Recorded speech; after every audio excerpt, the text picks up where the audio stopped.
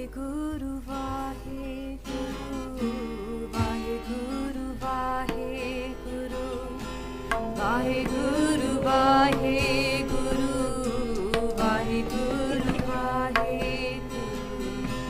Vaheguru, Vaheguru, Vaheguru Sahib Ji. Satgur ayo saran tuhari, mile sukh naam har sobha, chinta lahe hamari. Avar na suje duji thahar, har pryoto dwari. Lekha chod lekhe chute, hum nirgun leho ubari.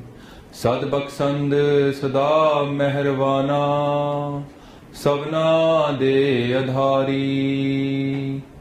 Nanak das sant pache paryo, rakh leho eho bari, rakh leho eho bari. Vaheguru Ji Ka Khalsa, Vaheguru Ji Ki Fateh.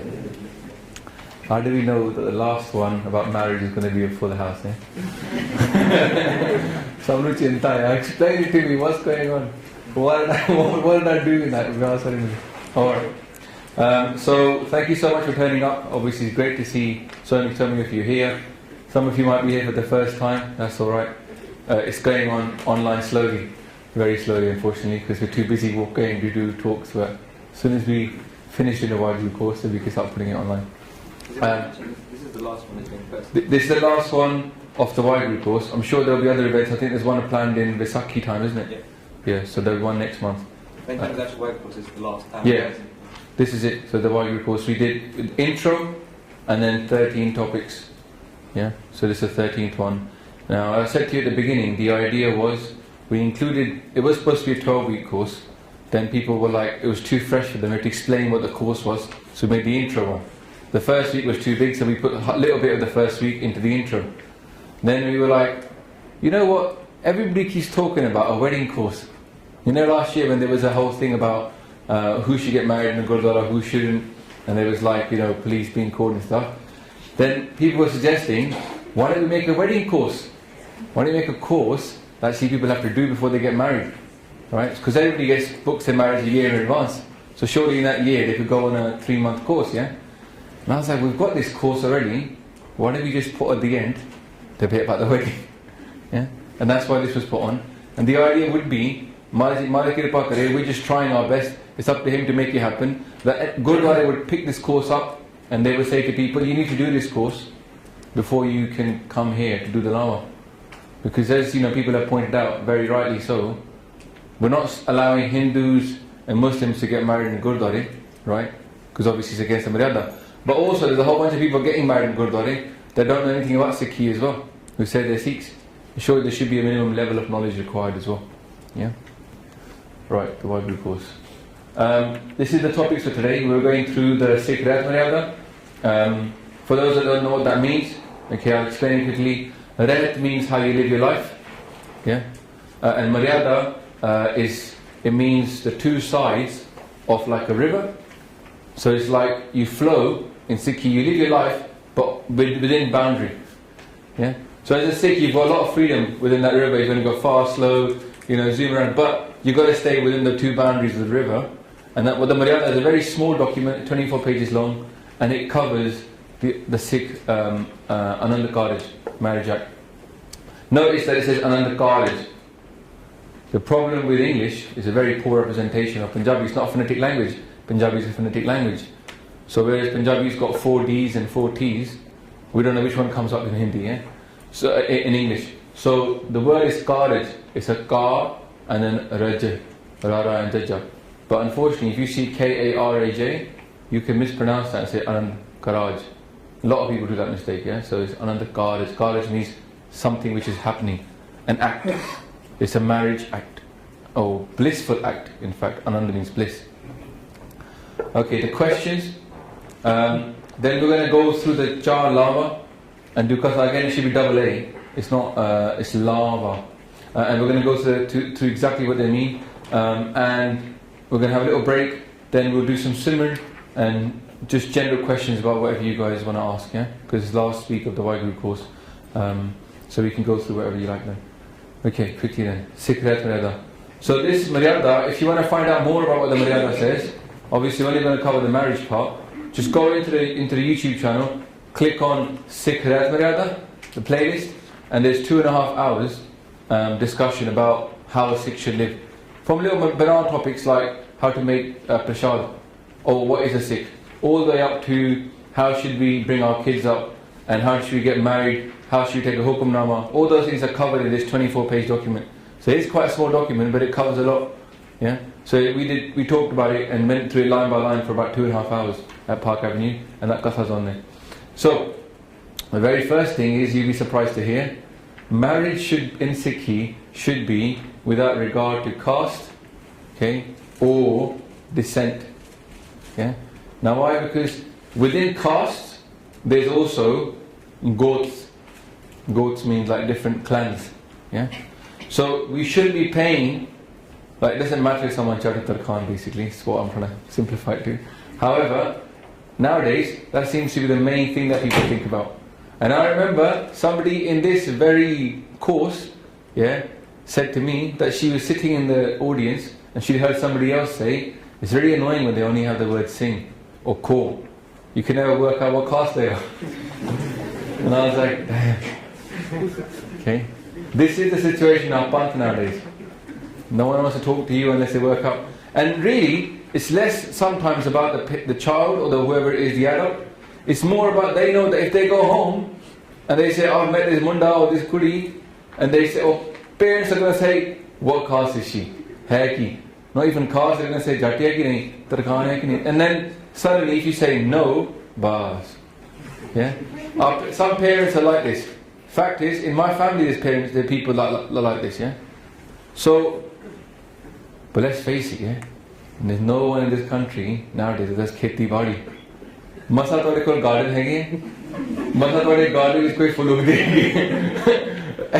You'll be lucky to find a few gardens that have got flowers in them, let alone carrots and vegetables, or even corn, yeah? So we're not that green-fingered here. If you're in California and you had farms, then you could talk about that maybe, yeah. But here, yeah, let's give up the old affiliations. Most of you lot work in the city. You stare at computer screens all day long.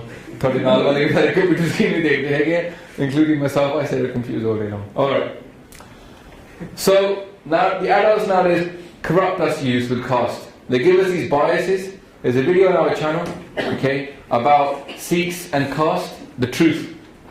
And it's kind of like we're being habitually trained into this thing of thinking that we're better than everybody else. It's a bit like when I first read Brave New World, Aldous Huxley's Brave New World. Yeah, every single group in Brave New World gets convinced that they are the best group to be in. Yeah? And it's the same way, every caste is telling their members, you're the best caste to be in. Right? That's not how it works. All that is giving you ego. You ain't done nothing to do this, suddenly you're full of ego. Okay? And ego is poison. In Sikhi, ego is poison. Home dirag roga hai. So why leave the amrit of having no caste and just being single core to grab the poison of ego about your surnames and stuff? Theek hai na? Now this is I'll talk about this. A Sikh's daughter must be married to a Sikh. Yeah, that's what it says in the Sikh Rehat Maryada. Like it or not, that's what it says. Okay, and myself, I decided to stick to the Rehat Maryada. I'm not going to give too much of my own views. This one though is interesting. I've tried to think about why it must be this way, and one is obviously that Sikh men used to travel more because they were more on the warrior side. Yeah? So they would be most of the Nihangs, the Chakravarti. Okay, and they would travel, okay, and then if they were outside and they settled, like for example Nihang Singh settled in Nandir, then they married the locals, okay, that might not have been Sikh, or they came into Sikhi, but they might not have been to Sikhi at the beginning, okay, but the daughters were said you should marry a Sikh. Now in a way, for me, that's not discrimination, it's more like more value placed upon the woman, because you value your daughters much because you train them up. Obviously in Sikhi, women are educated the same as men. Yeah? Any part of Sikhi is open to a woman, so she can be a pracharak, okay, she can be doing katha or kirtan. So you're training your kids with these many skills, And obviously society, even now, is male dominated. Right? Let's face it, yeah? That it's very rare if the father is not following that religion, that the children will be so, following that. So having that in mind, Maharaj wants to make strong Sikhs. They want the Sikh children to grow up strong. So having a woman with all that education, then being able to pass that on to her kids without having a conflict of the father saying no, yeah, allows Sikhi to grow stronger. At the end of the day, what is Sikhi here for? That's the question, yeah? Sikhi is here to save the world. Maharaj come for Raj Gariya Khalsa. The Panth has to become strong. And the strength is going to be in the mothers. Yeah? The mothers give that strength to the children. So it's allowing them to carry, being able to pass that on. The second thing he says, the Sikhs should really be married in Anand Kaaraj. That should be the ideal. Okay? No child marriage. Says that very clearly. Okay? Why does it say that? Because in other religions, although it's not prevalent here in the West, because obviously it's illegal, okay? But as per the religious rights, a lot of them don't say this. Okay? 3 examples I've given there. It is true that you can have that in Judaism, Islam and Hinduism. But in Sikhi you cannot have child marriage. Okay? When the girl is ready, then marriage could be arranged. Okay? Or for family. Sorry, wrong word, arranged, because it has a different connotation. Okay. If there is an engagement, okay, most people do have an engagement nowadays, yeah, then what should be gifted is a kirpan, a kara, and ardas should be done. Yeah? Doesn't have to come with a Mercedes Benz, okay? It's just an engagement, alright? And really, these are the gifts given, kirpan and kara, okay, and then ardas. No horoscopes are allowed, any day is fine, and no astrology or pandit. Now, why I say pandit? Because pandit means jyotshi. You'd be surprised, a lot of Sikh families do this even now. Yeah? Hanji Gurdwara jante hain, boss, everything is fine. Philly, even then, they'll go down to the pandit. Say, just in case, let's just check. They won't say, oh, well, there's compatibility. They'll say, let's just pick the right date. We don't want to get the wrong date. No. Yeah? Every day is the same. Okay? In Sikhi, we should pay no regard to these things because Bani can supersede all these things. It's not that these things don't exist. Okay? However, Bani can supersede them. So the whole point is relying upon Bani. Yeah? Sacha naam mera adharo. Your name, your Bani, that's my support. I don't depend upon other things. I depend upon you only. Okay? Things not allowed. Okay? Painting faces and headgear. Okay? That's less common here, but obviously there's certain things in India where they have like all this complete. Now, you might say, well, what about makeup? I'm not going to go there. But I think this refers more to things like taking a man and rubbing his face full of yellow stuff, trying to get his face really white, and the same with a girl. Yeah? I don't think that, and they almost come out yellow in India. And they keep this happy, they're killing it. So this was not ideal. But it's Punjabi culture, so it's all about culture versus religion, okay? So just be aware of that. Red thread around the waist. These are again superstitions and things they would do in India to bring good luck. Okay? Worshipping your ancestors. Okay? Maybe having a picture and some fulla around there. So let's go see grandfather's picture before you get, or his grave, or his samadhi. No. Washing feet in milk. Okay? Water. We're getting married around the water. Yeah? Like sacred water. Or havan. Okay? Havan means fire. So getting married around a fire, or having a fire there before to have the blessings or whatever, and having a Vedi. A Vedi is somebody who is of the, in the old days obviously they should feed the Pandit, but then because Guru Nanak Dev Ji from the Vedic time, people often used to feed the Vedis or have a Vedi blessing there, or even somebody who was like somebody who knew the Vedas to come and bless the place. Yeah. So these things are not allowed and they're not required for Sikhs. And then this one is interesting, prostitutes, drinking alcohol and dancing. I watched a video this week, it was very interesting, yeah. Santanji Singh Tadriawale was doing a katha and he was talking about, are we the children of Masarangan or are we the children of Guru Gobind Singh Ji? And I was like, that's a weird topic for a question, for Q&A. And he was saying, look, Harmandir Sahib, the Singhs went to Harmandir Sahib to free it from Masarangan. What was he doing there? He's having women dance, he's having prostitutes and alcohol inside Harmandir Sahib. He said now, on our wedding days, the Sikhs they're missing out the Gurdwara, they're not going to Hari Mandir, and they're going straight to that place where they're going to be dancing and all this stuff. So we have to question, like, what was the point of all them people fighting and dying for that if today we're going to just repeat what everybody else is doing? Pagda ki chal nirali. Yeah? I remember Bajit Singh gave me a good story about this. He went to a wedding and he was doing katha, and he was only attending the wedding. They said, please come and do katha. And he was like, are you sure? They said, zarur, katha karo. And he started talking about the idea that people are going to now put prasad and amrit into their body, being here, listen to kirtan, katha, and have prasad. And they're going to go straight out of the gurdwara into the wedding hall, and they're going to pour onto that prasad alcohol and meat and all this kind of stuff, yeah, and lewd dancing. Anyway, that party didn't go too well afterwards. I believe they didn't speak to him for a couple of years. However, the point to think about is, where are we going? And I remember Benji recently said to me, very proud, very happy she was. It took her a long time to get it done, but to convince her parents not to have the party the same day after the Gurdwara. She goes, you're having that day, that's for Guru's blessings. If you guys want to get drunk, if you guys want to do your thing, do it another day, but not that day.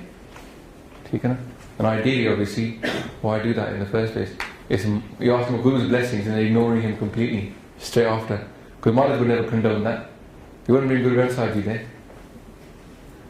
Anyway, party as small as the girl's parents want. Okay? Because mostly the girl's side tends to pay. Now, why are they killing daughters in Punjab? Because they're worried about the dowry. They're worried about the cost of the wedding. Because you have to have a big party, otherwise you lose respect if you haven't got a big party for your daughter. And the father says, I've got 3 daughters, 1 daughter, 2 daughters, I can't afford that. Munde wale kharchange, kudiya wale kharchange. So the Munde wale think, great, I don't have to pay anything. No, it shouldn't be that way. So keep it small. And then Milni, which is Milni is the beginning when people meet up at the Gurdwara. Now, why they say this? They say it should be singing Kirtan and saying Fateh, because what tends to happen at the Milni is people go and swap presents. Yeah? And those present swapping isn't meant to happen either. Okay? It's meant to be very simple. The whole vyah is meant to be very simple, just like the Salar Lok Kara, yeah? It's pure iron, it's the cheapest thing available. Sikhi is trying to take away all the hoo-ha and the hangama and the social pressures and keep it simple, yeah? And straight. So, again, should be just singing Kirtan and saying Fateh to each other. And obviously the Ardas, but doesn't have to have like all this cost and gift spending and gift swapping. Okay, the marriage ceremony itself, what does it say? What you need to have for a marriage ceremony is Sangat and Sri Guru Granth Sahib Ji. Obviously only 2 people can be Sangat as well. Ek Sikh, dui Saad Sang. 2 people are enough to have a Sangat, yeah? Then there's Kirtan first, then the girl sits on the left of the boy. Okay, so the Kirtan at the beginning, then wedding is going to start, the girl sits on the left. Parents and the couple stand, and there's an Ardas for the Anand Kaaraj. Most of you guys are like, yep, I've been to many weddings, I know exactly what's going to happen here. Okay, right, this happens. The master of ceremonies can be male or female, and they should tell what is marriage in Gurmat. Note, this is before the marriage is taking place. Most of you guys, I'm sure, have been to weddings where what's going to happen and what did happen is told afterwards. Afterwards the speeches come. But it's supposed to be before the wedding happens, the explanation is given. Obviously they're about to embark upon this journey, it should be explained to them beforehand. Okay. Now the husband and wife relationship is modelled on the love between Paramatma and Atma. Param means supreme. So Param Atma, the supreme soul, Atma, our soul. Okay? So this is a love relationship. And the Atma is obviously the smaller version of the Paramatma, Supreme Being. So in the same way, as given in the Laavan, we'll talk about this later on when we go through the words, that the soul is trying to marry God. Okay? This is what the Laavan are talking about. And in the same way, Maharaj is saying that as the Atma wants to become one with Vaheguru, yeah, and the same way that the couple should aim to be like two bodies but one soul, okay, joined together. Okay? So they do the household duties, but also if you think about it, it's hard to think about one soul in 2 bodies. So the way you get around that, or way you can understand it, is if both souls join to Vaheguru, then they have the same soul, the same light of Waheguru. So both are walking the same path towards God. Obviously they end up with the same soul in two bodies as well, because they're jointly going towards enlightenment. Okay. Now, the person who's a master of ceremonies or the conductor of the wedding, they're supposed to then tell the groom of his responsibilities in marriage and the bride of her responsibilities in marriage. Again, a lot of this isn't translated. They do say in Punjabi sometimes, masa masa, mostly it's like paise de do wedding front hegi hai. But this is what it's supposed to say. So the groom is told the wife is your better half. You should give her unflinching love, security, share with her everything, i.e. trust her, okay? Protect her physically and her honor. So not just physically protecting her, but her izzat as well, her honor. So it's upon the man to keep her honor, make sure she's not dishonored, she's not disrespected, okay? Be completely loyal and show respect for her family and parvar as his own. Not to make her feel that her family is not good enough. Okay? That's obviously important, right? Then, wife, respect for the husband. Notice that the word here is more respect as opposed to unflinching love. Then, he is the master of her love and her trust. Okay? There is a difference about that. I'll talk about it later on. Okay? Why mothers talk about that?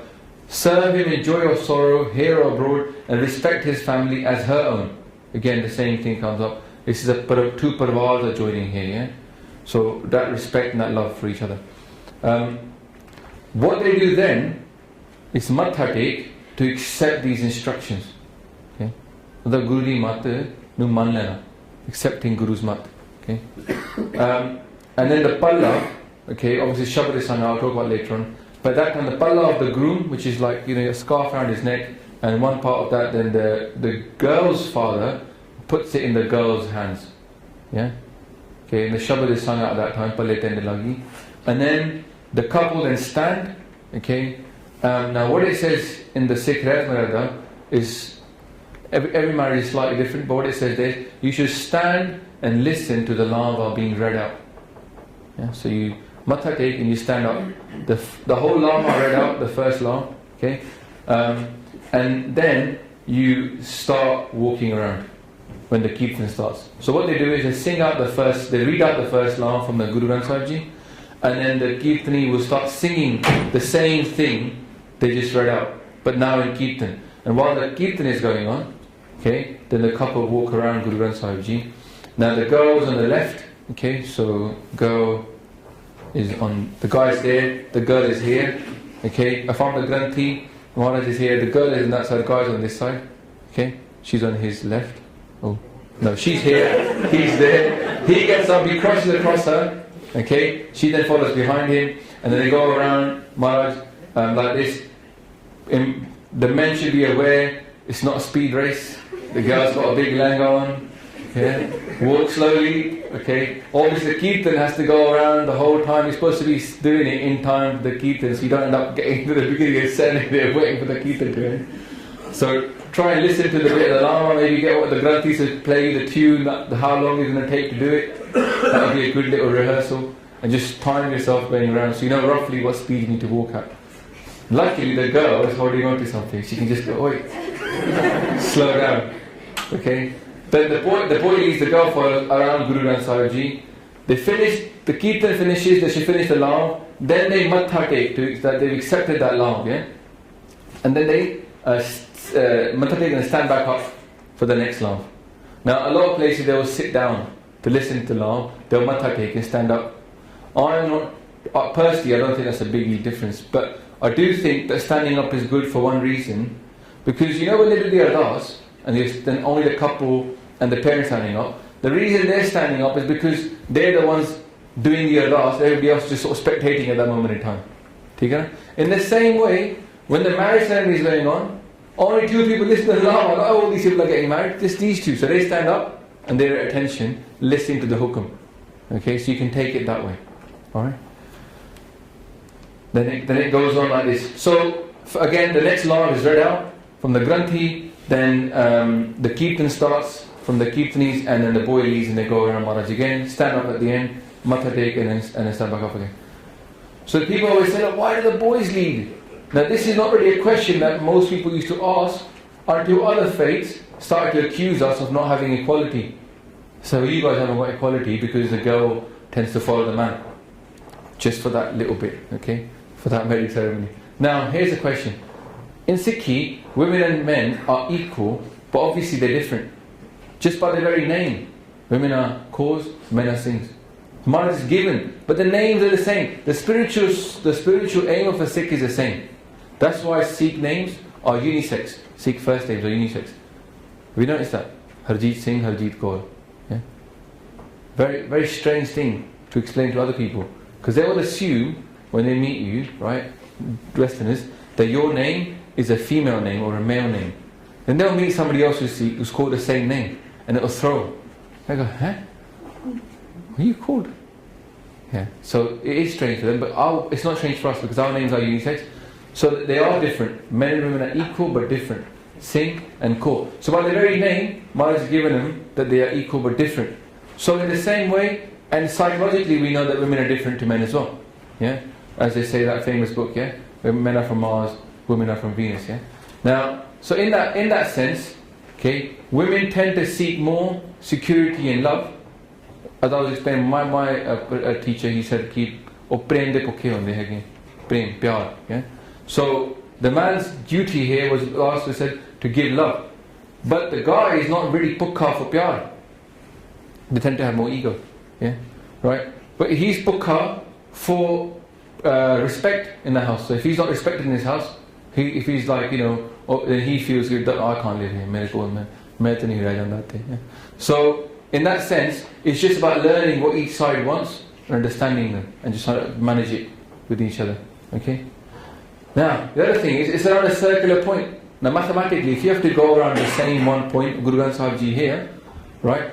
If they don't walk one in front of the other, what's going to happen? They're going to walk side by side, one's going to be further away. But the focal point is Guru Granth Sahib Ji. You're walking around Guru Granth Sahib Ji, your focus is on, so you're equidistant from Guru Granth Sahib Ji. Yeah? But you're walking together around Maharaj. Again, it's your viewpoint as well. You might say, well, the man is in front, but therefore he says he's in charge. But you could say, well, it's the other way around. The woman is holding the man's leash. Yeah? Often it's the case that the women provide a sensible voice in the relationship. The man's like, let's go and do this. They're like, no, tu socha kar thoda, but the finances was. That was in my life, it might happen in yours. Okay. So, and also obviously it would be strange, I think, personally, to do lama. Two lama this way, two lama the other way. Just keep it simple. And again, just because Gurbani is Guru, then the shabad that is read out before the palla, in the palla ceremonies, hom palle tende lagi. To palle tende lagi. Now, what does that mean? That then I am attached to your palla. But here, lagi is a female verb, so the woman is saying it to the husband. So it's a feminine voice. The Guru is speaking like the bride to the husband Lord. So in this way, the bride is holding on to the palla, and obviously you hold on from the back, yeah, to the palla of the husband. So therefore, just follow the shabad. Makes more sense. That's how it works. After the lava are done, straight away there's an anside. Chair party on side. I'm going to go into that and explain the translation of that quickly. Okay? And then there's ardas, and you distribute Qara Prashad. There and then. Now, after the ardas is done, they often do more kirtan. And the ardas is thanking Maharaj for that Anand Kaaraj is done successfully with their blessings. And then, obviously, there's two hukamname that have taken place for the bride and groom. One before the marriage, with Guru's blessings, and the one afterwards for lessons to what to do now. So both of them, really, we should try to remember what they were for us. Yeah? Okay. Going onwards then. Also it says, no Sikh should accept money for marriage. Can't sell your daughter into marriage, yeah? That kind of thing. It does happen in other cultures. So by writing it down, it means that it's not for us. Okay? The girl's parents, it's advice given to girl parents, they should, if they visit the girl, or obviously she might be living with her in-laws or separately. In India they have this kind of it's like some kind of feeling that the girl's parents shouldn't go and eat at the in-laws' house. But the Guru's in the Reverend it says no, they should eat food they visit. Yeah, they should both accept each other's hospitality. There's no there's no like one side is the lower side, one side is the higher side, because the guy's side is higher or whatever. There's none of that. Equal. If there is it, then they should, take each other's hospitality. Marriage is joined in a relationship of equality. If either side is widowed, they can remarry. Okay, remarriage can be by the Anand Kaaraj. It says generally there should be no second wife if the first wife is still alive. Okay, now, so there's nothing in the Anand Kaaraj about divorce. Okay, so in the modern world, people have had to sort of say, well, what do we do about this? Because it's not written in the Anand Kaaraj. How do we deal with this? So what people have sort of come, a lot of the people that I talk to, they've said, look, if the marriage is no longer together, if they're not two souls working together on the same journey, then the marriage is effectively no longer as per Sikhi anyway. Yeah? And keeping them trapped in there because there is no such thing as marriage, okay, it would be, again, kind of not as per Sikhi principles. Yeah? So people are taking a more pragmatic approach, and I think that's fine. Some people do say, oh no, it's not allowed, but even it's strange because even their families it would have happened. So I would say that the Anand Kaaraj, that the Sikh Rehat Maryada, when it gets, obviously it should be a flowing document. It's not written in stone in that sense. It was decided as a Panthik consensus, and it can be updated. Okay, so that will be a place that they should be looking at as well when they come to update the Sikh Rehat Maryada at some point in the future. Generally, there's no second wife. The first wife is still alive. There were exceptions, yes. Okay, that people had two wives. Okay, obviously the gurus are the exceptions there as well, and also people like Bhai Mani Singh, the one jire band katai sige, they also had two wives. So that's a general rule, but there might be exceptions. In that time, a lot of the Singhs were shaheed. And there are loads of bibiya. Okay, and obviously the focus for all these Sikhs at that time, not so much nowadays, at those times, was to spread the pant, make the Khalsa strong. That's what they live for the Khalsa. Pant vase main ujra. So obviously you got all these women, and there's only a few men. They would say, well, we need to have kids. We need more people in this pant. So then the Singhs would take on an extra wife. And it was the aim was obviously to spread the pant. It wasn't done out of lust as we might think nowadays. Yeah. Okay. What it says also is that an Amritari Singh should try and get his wife to be Amritari as well. But obviously they cannot force. No one can be forced to take Amrit. Yeah. Jinko lagi pyas, Amrit se khai. Only those people that have that thirst for Amrit should take Amrit. Now, it doesn't say you have to take Amrit together. A lot of people nowadays believe that you must, if you take Amrit, if you're married, you must take Amrit together. Many people who are already Amritari and go and take Amrit again with their partner. Okay? Or, a lot of people who come to you and say, can I take Amrit? My husband or wife doesn't want to take Amrit. Okay? And there's nothing in there that says you can't take Amrit. If your other half doesn't want to take Amrit, yeah, then don't hold yourself back. That's my view. Yeah? Now why do I say this? Because if you take Amrit and you live as life of a Sikh, you're bringing Guru's blessings upon you. Says Bani very clearly. Yeah? Manne parvar hai sadhar. You benefit your whole parvar, your family. Now in a way, by taking Amrit, you bless your whole family. So what are you waiting for? Yeah? By you taking Amrit and them serving you, they're serving the Khalsa. That's the highest point to serve the Khalsa. Your wife bringing you food is not only bringing food to a normal, just a husband, she's not bringing food to the Khalsa as well. So that's her seva done. Right? At the same time, as a Khalsa, then your part and Simran is being blessed by Guru Sahib even more. And your family is getting blessed by that. Okay? So I wouldn't say let it hold you back. Okay? Also, traces of this idea that people, okay, because there was four sanskars, yeah? Sanskars mean ceremonies. The first one was a birth ceremony, obviously not the birth itself, but once the baby is brought to Gurdwara and they're given a name, and that ceremony is described in Sikh Rehat Maryada. Next one is Amrit ceremony. The third one is the Anand Kaaraj ceremony, okay, and the fourth one is the Antim Sanskar, last rites, or you might say, yes, when you die. So these are four sanskars, and in a way, like they are in order. So you are meant to be young and take Amrit. Now what they used to do is, when they used to get to a certain age, obviously people used to get married a lot earlier than, not like in their 30s. The 30s, they're already like grandparents and everything. When they were in their 30s, I'm serious, yeah? They'd be like 18, 17, 18, they'll go, they've come of age, yeah? Because it's, it wasn't a career thing back then. all these young people wandering around without a partner, it was dangerous. They could have relationships outside marriage and stuff, right? So they just get them married off so they wouldn't have any more of that banga. And then that thing is within a maryada again. So you do take part in average thing. Kumar says Kam is one of the char padarat, yeah? But it's within maryada. It's within the boundaries. So people would they would pick two people would get arranged together, and then, or whichever way it was, and they would say, right, take Amrit, get married. They would do it the same day.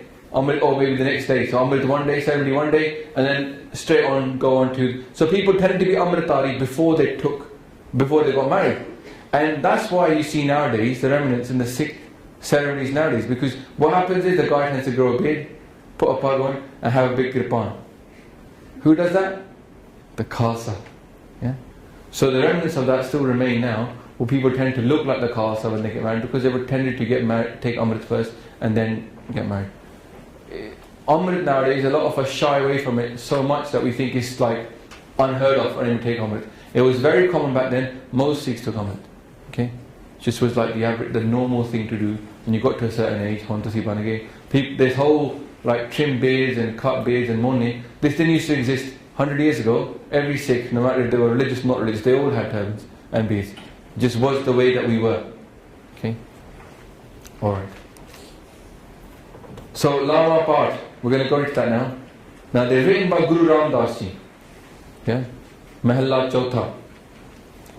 Now there's a famous steek of Guru Granth Sahib Ji called the Amir Pandal steek. Okay? Which is the rich treasure. Amir Pandal means treasure. And this steek means translation. It talks about the history of this Shabad. And as in fact, every Shabad, if it has a history, is written down as Amir Pandal. It's a huge steek. Yeah? It's in 10 volumes, and each one is about 120 megabytes as a file. Then it's PDFs. So what it says is there's two things. When Maharaj first said this Shabad, the Laavan, there was two situations going on at the same time. One was that a very spiritual Hindu had come to them, okay, to learn about Brahmgyan. And he explained to me how to get Brahmgyan. Brahmgyan means knowledge of divine, to be enlightened. Just tell me more about the enlightenment. What are the stages of enlightenment? At the same time, okay, a Hindu family had been abandoned by the Pandit. What that means is they booked the marriage, they turned up, everything was ready, and the Pandit said, I want more money. Obviously he's got them by the throat there, because he's the only person in those times that could marry. No one was allowed to marry. And he said, well, I want more money. They couldn't afford to pay him. So the Pandit, being a bit cold-hearted, left them then.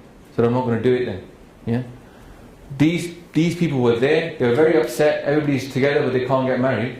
Okay? And remember, being a Pandit is a racial thing, or it's a caste thing. So you have to find another Pandit who is trained but also of that caste lineage. Yeah? So they're very upset. They said, what can we do? And somebody said that Guru Ram Das Ji is not far from here, and they're very compassionate. If you go to them, they fulfill everybody's desires. They don't just look after only Sikhs, they fulfill everybody's desires. So they went up to Maharaj, say, Maharaj, do kirpa upon us. Yeah? And Maharaj then wrote out the Anand Kaaraj. And at that time, Guru Sahib basically solved both those problems by then explaining the Anand Kaaraj and wrote out the Laavan part. Okay? Others say that actually it was first written by Baba Prithi Chand. Baba Prithi Chand is the eldest son of Guru Ram Das Ji. So they wrote it for their eldest son. And other people say, it was first used by Guru Arjan Dev Ji. Okay? But I tend to go for the other one, that Guru Sahib would have given it for, to solve the problem. But also they knew from now on the Sikhs needed one of these anyway. Okay? Because Sikh, it grew in stages. It didn't come all at the same time. Guru Nanak Dev Ji didn't turn up and say, become Khalsa. Okay? Because they had to change the culture of the people. And over time, more things were added, and then created a culture that was more and more distinct from the rest. Okay?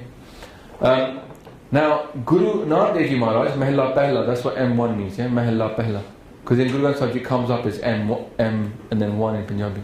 So Mahalla Pehla. They actually didn't get married under fire either, just so you're aware. And this is from history, because the people got so offended by Guruji, the in-laws of Mata Sulakshmi, they got so offended right, that Guru Nanak Dev Ji doesn't want to get married around the fire. They tried to kill Guru Nanak Dev Ji.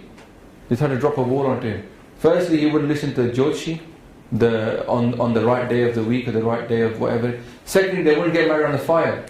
And that they got married around, I always thought it was Ik Onkar, but I looked again, and it's actually Ik Onkar to Gur Prasad. Yeah? Ik Onkar Satanam Karta Purak Nirpau Nirvair Akal Mutajuni Sapang Gur Prasad. And that's called the Maha Mantra. Some people call it the Mool Mantra, other people call it the Maha Mantra. But that was what they married around, from Ik Onkar to Gur Prasad. So they wrote it, they put it on a stool, they put a nice white chadar on top, and then they put the Mool Mantra that they wrote out, and then they got married around Mool Mantra, okay, or the Maha Mantra. Now, what we have are 4 lama, 4 going round. Hindus have 7 rounds. So there is a difference in the ceremony altogether straight away. Okay. What's interesting is, just before the lama is written in Guru Granth Sahib Ji on Ang 774, okay, you then get an intro to the lama. So you know how Guru Granth Sahib Ji is not just like meant to be taken part of, they often give an intro to something. So the Shabad just before starts talking about what is lama. So we're going to go into that as well to find out what they say. Okay. But one thing they say in that Shabad is they say this: Guni Gyani Bahmata Pakaya Phere Tat Devai. That the clever, the virtuous men sat down and decided to perform the marriage immediately. Yeah? Tat means Tatakal Seva, right? That, you know. So Phere means to go around, doesn't it? Phere karne. And so now some people are starting to say, why should we go around Guru Granth Sahib Ji? Why can't we just stand there, matha take? This is ritualism. We're going round about. Okay? But what's Guru Granth Sahib Ji telling us? Phere. Phere means kisi ne chakkar marne. Yeah? So we should go around Guru Granth Sahib Ji, because the introduction to the lama tells you that we should do phere. Okay? Right, so let's go into the concept. So just that Shabad before, pre-lama Shabad, it says, they say we are all the soul brides. It says we are all women. What it says is, God is the husband, and Guru is the father. It describes Guru Sahib as our father, and he does the engagement ceremony. And he goes, Chalo Vyah Karalo. And then what comes next? The Vyah. Yeah, Anand Kaaraj. And in Rag Suhi, now Suhi is effectively a Rag which is all about love. Yeah? Right? And it gives emotion of love. So it's even written in a Rag of love. And the word Suha in itself means red. Okay? And Guru Sahib is saying that this is like a permanent colour. A permanent colour to get you attached to the one. Okay? What happens in Bani is talks about Maya. They say Kacha Ram Kusammada. There's a flower called Kusam, and it gives an orangey kind of colour, and it's Kacha Ram. It doesn't stay, it's impermanent. It's called a safflower. And basically Maharaj says that the Maya is like this Kacha Ram Kusammada. It gets you absorbed into it, but actually one day your kapda that you've soaked in this impermanent dye, okay, you will have to leave, and you can't take that colour with you. Body will burn away, the Maya is gone. But if you colour yourself in this colour of love with the divine, then that colour will stay with you for your whole life. And when you leave, it will go with you. It's permanent love. It's not kacharan. Okay? What does lama exactly mean? Yeah, the word itself. Now there's 4 meanings. Sorry I didn't put them up there, so you can scribble them down. Okay. I'll make sure that I get them right. 2 are quite kind of straightforward. Okay. 1 means actually to go around. The word lama means to go around. You can understand that. And it means stages, the second meaning. And you can understand that when you look at the lama, they are in 4 stages about spiritual growth. But also, the word lama can have 2 other meanings that are quite nice, and they're more spiritual in that sense. Okay. The first one is kisi cheez nu kidron chukana kidre ho lana. Lava, metanu the lava. I'll put you there. So Sikhi is a bit like this. You're being taken out from here in the Maya, right, and being attached to this house of love to Guru.